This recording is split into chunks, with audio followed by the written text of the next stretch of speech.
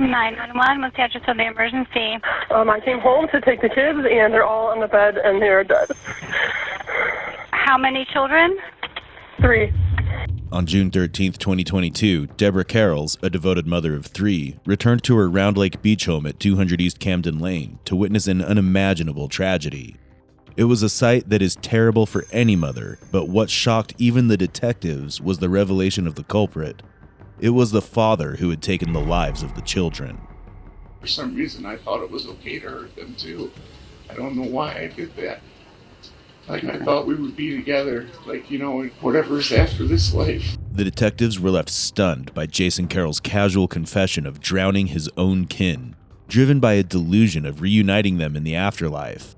In a stark contrast, Deborah was shattered beyond measure, grappling with an unbearable loss. I just wish I was there for them that day. I wish I was there to grab them before this all happened. Why would a father commit such a horrendous crime? This revelation is one of the most unsettling confessions the investigators had ever encountered. All right, bud. Hey, like I mentioned, man, my name's Detective Barrera. I'm with Round Lake Beach, okay? And obviously, you know what's going on. You know why we're here, why we want to talk to you, okay? The detective starts by delving into Jason's marriage with Deborah, seeking clues to uncover the motive behind his heinous act. You guys are married still, from my understanding, or? We're separated. You guys are separated, but legally still married? I found out the day before yesterday that she cheated on me and left me for another guy the day after my birthday. Okay. And then she's been keeping the kids from me, but she claims that she hasn't. Well, the truth is I thought she was keeping the kids from me, but the truth is she was seeing somebody instead of like calling me with the kids and you know what I'm saying? Like, so, yeah. So like I'd be expecting, like I was trying to give her space because obviously I still wanted to be with her and everything. Mm-hmm. So, like, you know, if you need me to do anything, just let me know. Like, you know, and I'm like, you know, like I was trying not to be too pushy, but then it's funny because I am pushy, like, with it because the biggest thing is to me is I feel like if she realized what she was doing, she wouldn't hate me so much. Yeah. Like if she realized that the reason why she's depressed is, I feel like it's not that she didn't love me, it's that she doesn't love herself. So, but she takes it out on me to make herself feel better. I don't know, but anyways, so I found out she was cheating on me, and she was lying to me, and like I was just very adamant about it, because like when you're with someone for 7 years, like you know their poker face, you know what I mean? Like you know when they're lying to you. Oh, I get you. Like, especially someone that lies as much as she does to me and herself. So you had the kids since Saturday, is that right? Yeah. Okay. When was the last time you saw the kids before? Well, so finally after about a month and a half, she started calling me, just to say goodnight to them. Like it was like 1-minute phone calls and stuff. Because I was like, that's what I asked for. I was like, just let me talk to my kids just for a minute. Say goodnight. I love you. So it had been about a month and a half since. Well, no. Okay. Like that was the first. Like I asked her to start doing it. Before then, I had seen them. I want to say about 2 weeks ago. So 2 weeks ago. Was it kind of like you guys were in agreement? Every 2 weeks you see them on the weekends, or that kind of deal? No, I told her. Or just whenever you wanted to see them? You'll see when you see my phone records, like that I would argue with her about like I should be watching the kids. I don't have a job right now. I'm home alone by myself. Like let me help you. Like it's not even just to help you. It's so I can spend time with them.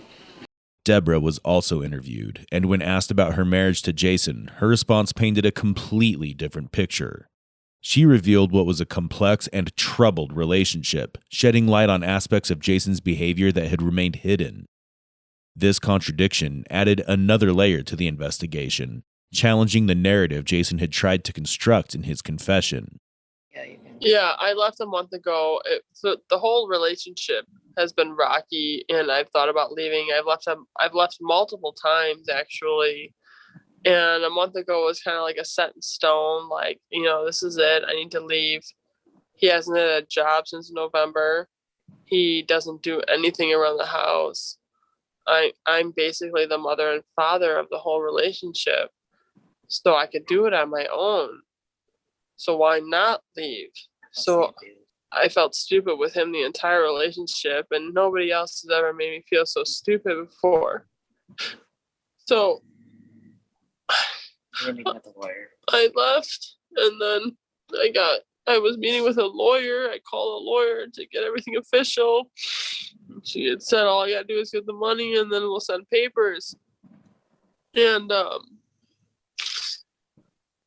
he found that out, and I think the fact that he knew I would always come back before and I'd always give in, this time it was different. This time I wasn't giving in. I wasn't coming back. It was set in stone that I was leaving because I deserved better.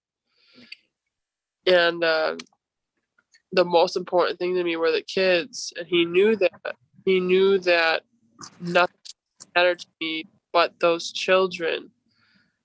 And he took them away from me because he knew that would hurt me the most. I don't know, like, if I'm being honest with you, sir, I don't know why I did what I did, but like, I know what I told myself when I did it. You know what I mean? Okay. Like, What was that? and it was like that they deserved to be with me, and that I felt like she was neglecting them, and for some reason, I thought it was okay to hurt them too. I don't know why I did that. Like, I thought we would be together, like, you know, in whatever's after this life, like, you know, and like the whole time I was trying to get home, I kept telling myself, they're waiting for you, you have to be with them. I don't know why. Like, as soon as I got here, and the cop asked, or not here, but as soon as I, like, rolled my car and everything, and he asked me, do you know why, like, you know, do you know what happened? It was like the first time I like actually started crying because it finally dawned on me. Yeah. Like I don't know why. I've never been like that before. Okay. And I said, I left her like a note and stuff, and like most of it was just like trying to be like, I don't know. Jason left a chilling note at the house after the crime that read, "If I can't have them, neither can you," revealing his twisted goal of ensuring Deborah would never gain custody of their children. Was this something that you wanted for her to feel your pain in that sense, or you know? I can't say yes or no to that, Okay. honestly. I don't think so. Okay. What exactly? I just didn't want to be in pain, and I think I told myself that, and you'll actually hear it in the last time we talked. I told her, it's like, if I'm not around, you're just going to start taking it out on them, and they don't deserve that. And I think I felt like I was saving them. I don't know why. Saving them in what sense? From going through the pain that I did. And I mean, were the kids being? I felt like they were being neglected by her. Why is that? Because like I saw them for the first time in 2 weeks, and my daughter, she's never had pimples on her. Okay. And I confronted my wife about it. I was like, and I can't remember, but I think I was a little mean about it. But it was because it was like, she's telling me that I'm a terrible father and that I don't pay attention and stuff, but it's like, then how do I notice that my daughter never has pimples on her? Now she's got like 20. And then she was telling me that it's like, oh, those are just bumps. I'm like, you mean like the bumps that I have on my arm? Like that's not the same thing as pimples. Like she has those on her arm too. It might be hereditary. I don't know, but I don't know. I just wanted to see them, and I wanted to be with them always. And I felt like for some reason I convinced myself that this was how I could do that. I don't know why. I've never been a violent person. Jason accused Deborah of neglecting the children, yet he himself appeared emotionally detached from them. In contrast, Deborah's interview highlighted her deep love and strong bond with her kids. Can you tell me a little bit more about the kind of kids that your little ones were? Brian, he was 5 years old. He was going to start kindergarten this year. And he was super excited to start kindergarten. He was super duper smart. Anything you asked, he had a question for everything and anything. And his response would always be, why? Why? Why? And at some points I had to say, ask Google, because I don't know why, with certain things like science and everything. He loved Sonic. He loved video games, but he did it to the extent compared to what his father did. His father constantly played games and neglected his family, where Brian did it, but he always wanted me to interact with him and play with him. He was the smartest kid in the world, and he wanted to be an astronaut to go to the moon. He always told me, "Don't worry, Mommy, I'll always take care of you." And that was Brian. He was my man. He was the only man I needed in my life.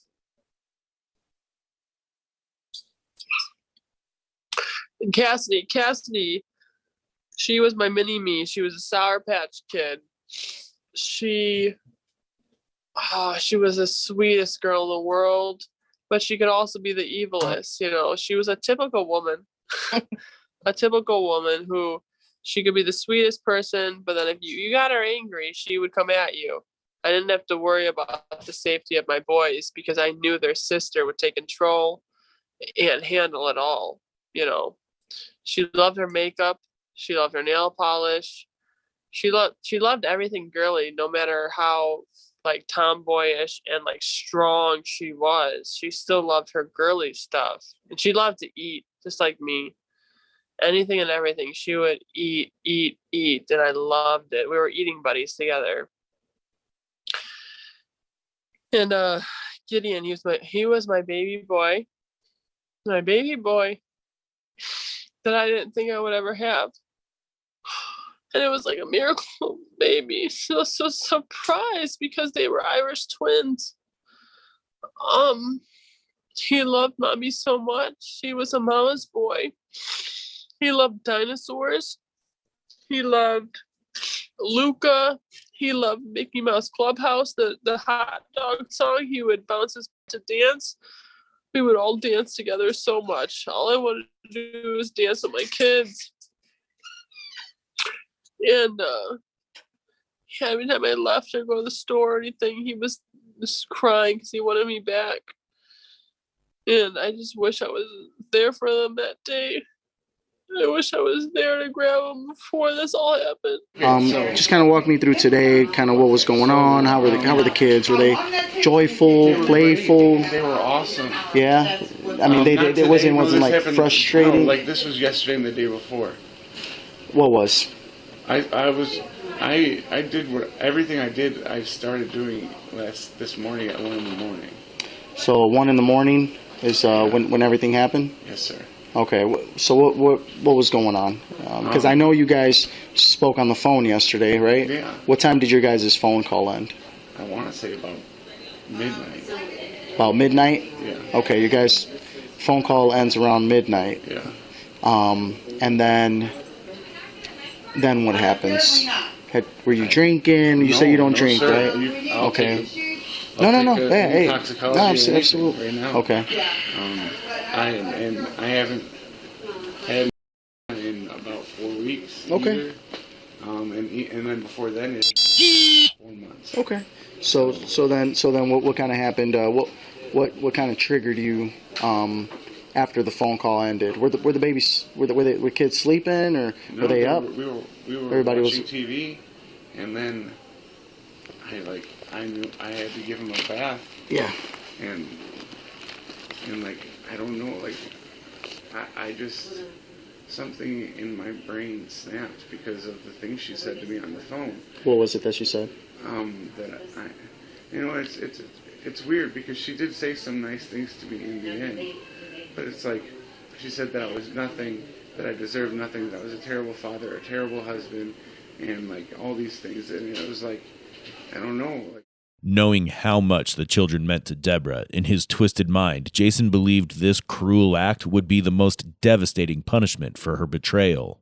Deborah was also questioned about her final phone conversation with Jason, a moment that would reveal a shocking truth. The last conversation asking about birthmarks on the kids and the tooths that were lost and all the stuff with the kids. We had a really happy time.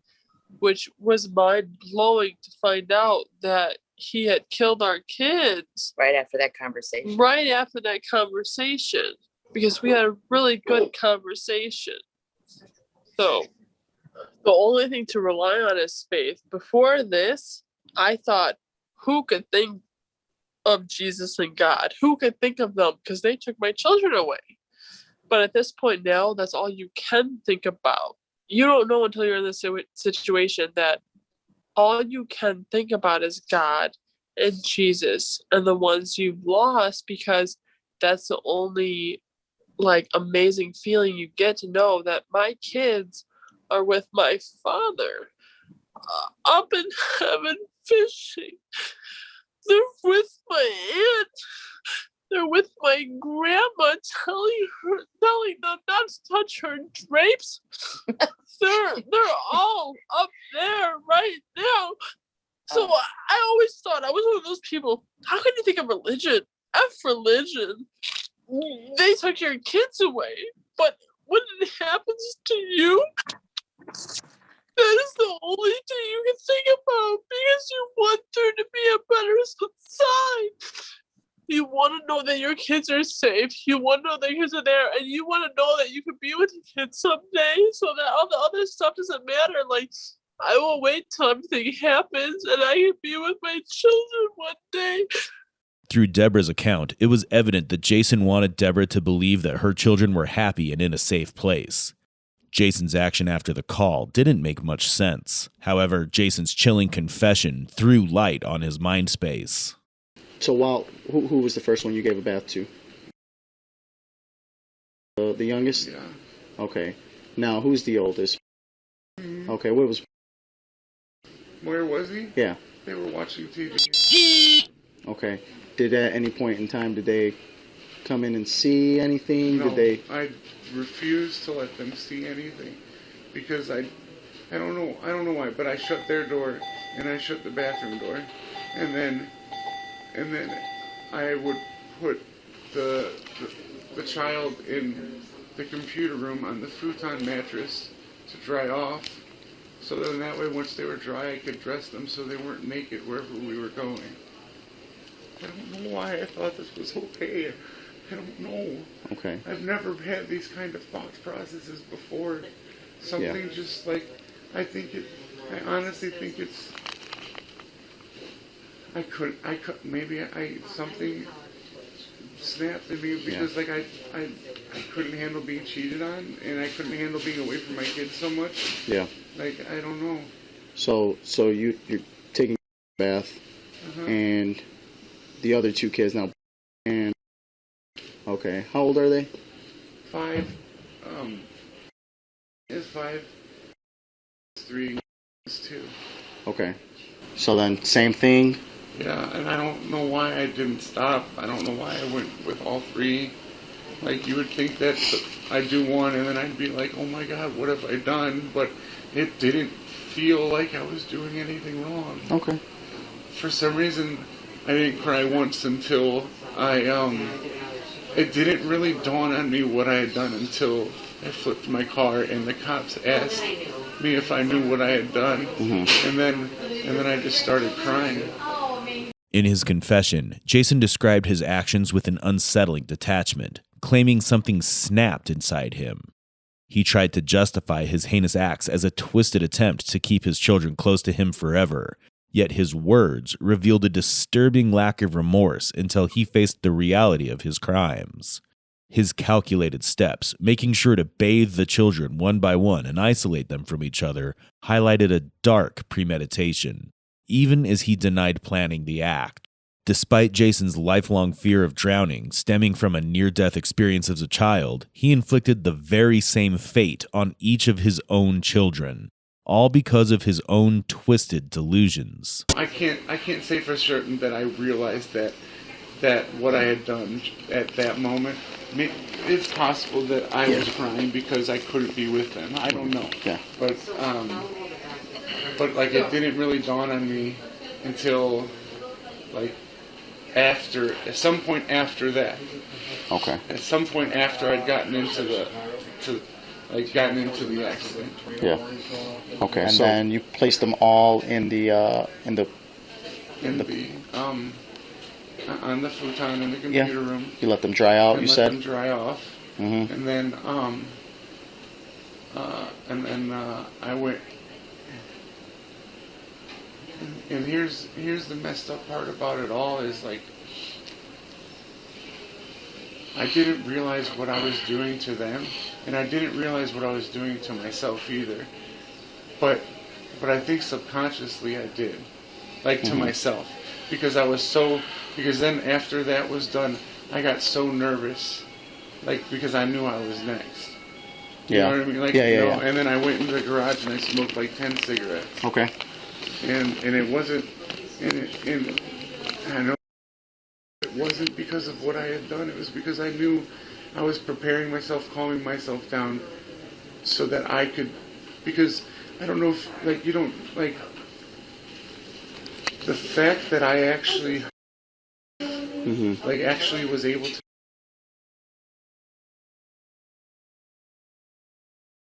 Where'd you try to that? In the downstairs, there's a bathroom door and a closet door right next to the stairs, and I had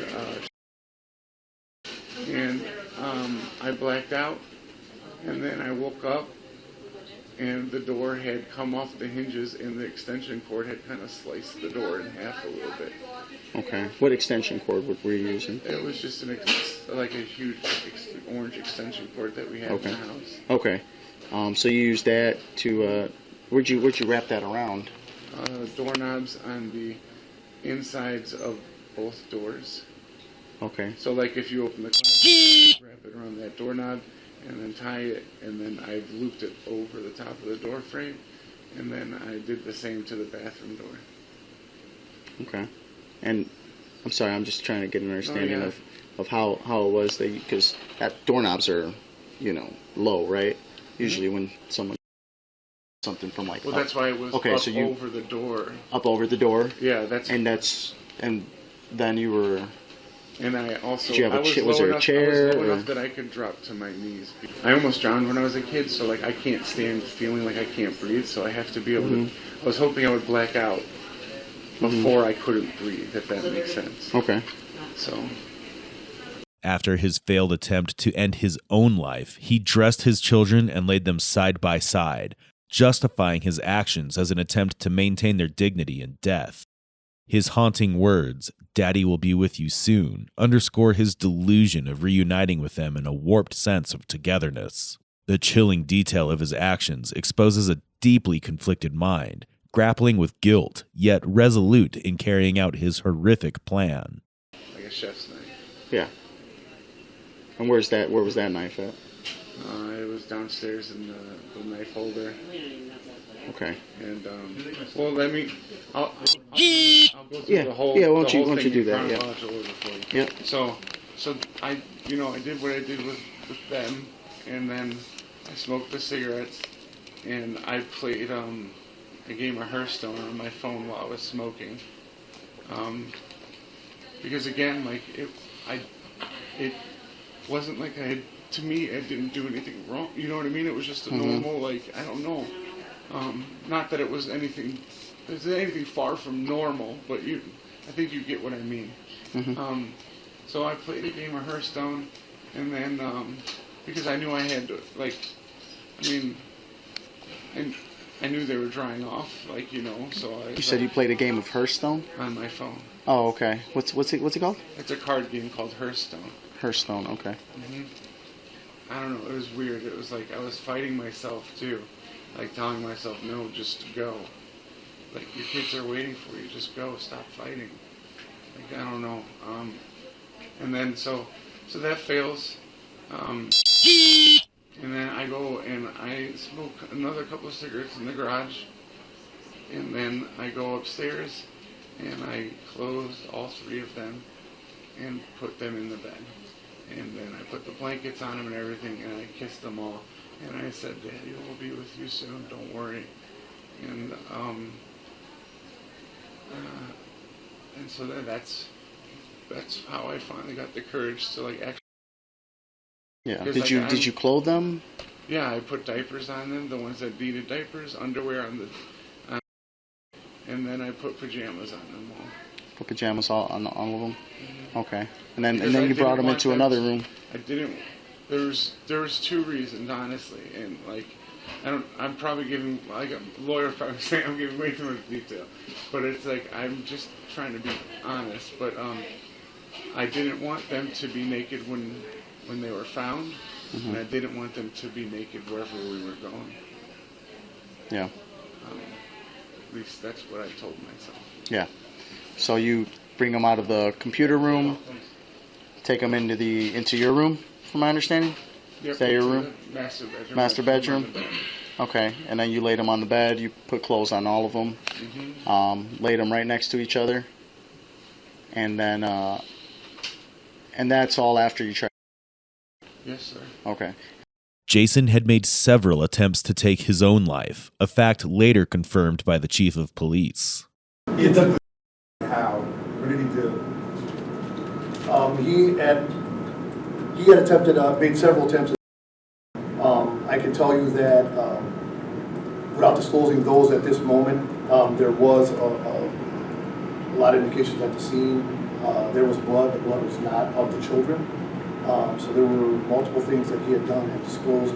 There also lies the possibility that Jason's attempt to take his life were nothing more than a pretense, a mere ruse to fuel his own delusions.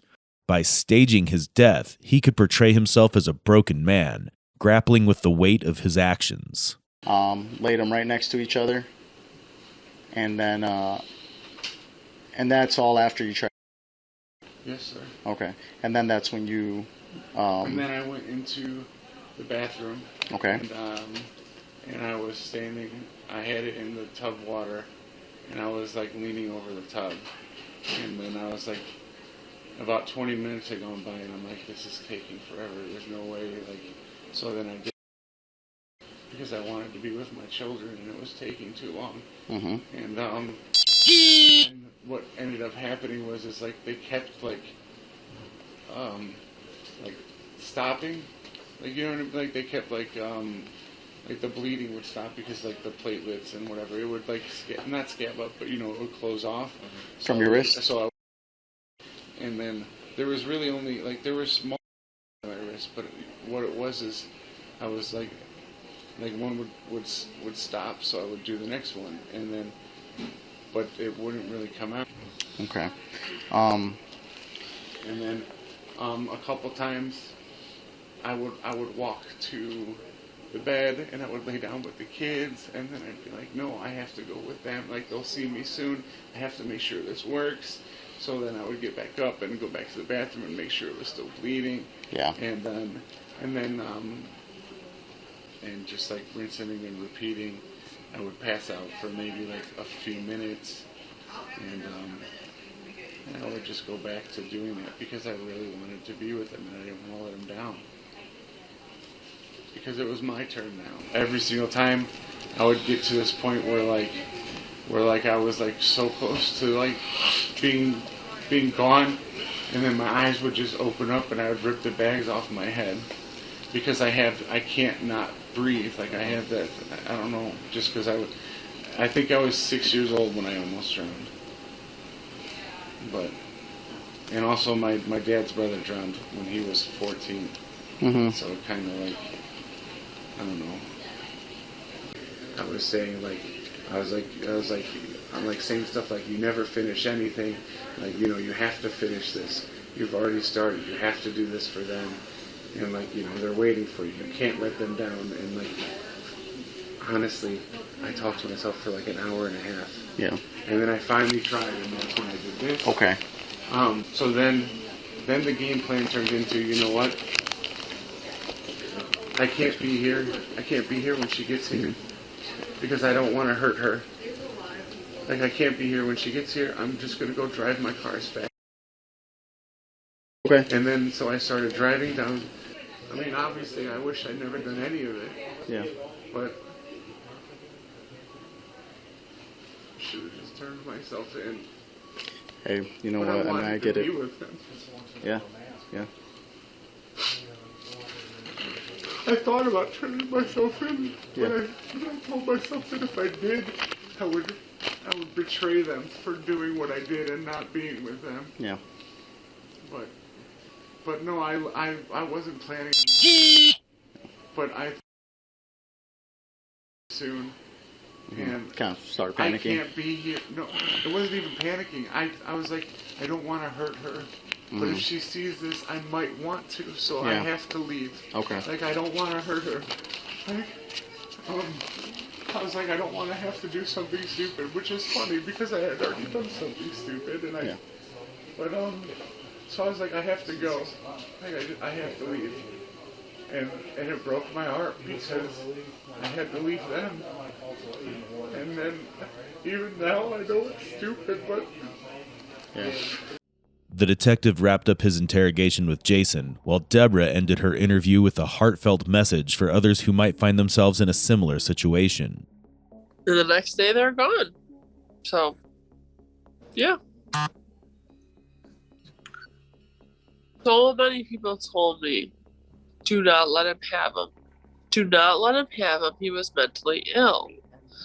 To leave him constantly, but I was mind manipulated that he was a good person, that he was a good father, that all this stuff, and just kept playing over and over and over and over and over again in my mind. So my thing is that if you have an inkling, if you have any kind of theory of no or anything, if this person, first of all, this person says to me, that's a guaranteed no. Do not let them see these kids. I don't care if it's a father. I don't care if it's a mother. I don't care anything. Do not let them see these kids because these kids love me so much. They wanted me more than their father.